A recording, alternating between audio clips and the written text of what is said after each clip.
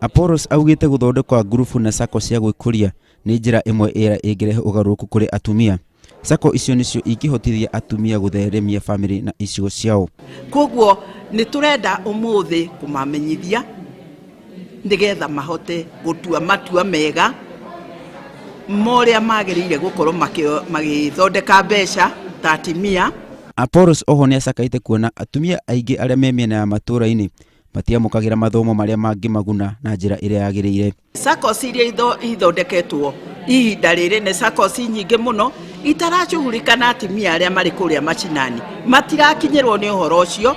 Nyongire kuga ati atumia ni abata indi ni mahinyagirio muno na uguo agathingata atumia kwirutaniria kumatha mathomo na ugi uria ni wa kiguni kuri miturire yao. Ndi na bata munene wa gukorwo ngimonia ona proposals uria ciandikagwo nigetha makagia na mbeca ciao.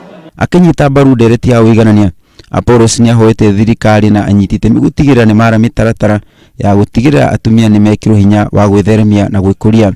Utongoria ria atumia marenda ni utongoria ukuhota gucuhurika kinya macinani. Watho wa uiganania ni waagire kuhitukio ni bunge ya bururi mweri wa 5 nayo bunge ya Senate ndina uhitukia kiumia giki thutha wa kwaga namba ya kuigana kuhitukia. Ngiribotera Inooro TV njitagwo Simon Macharia wa Wangui.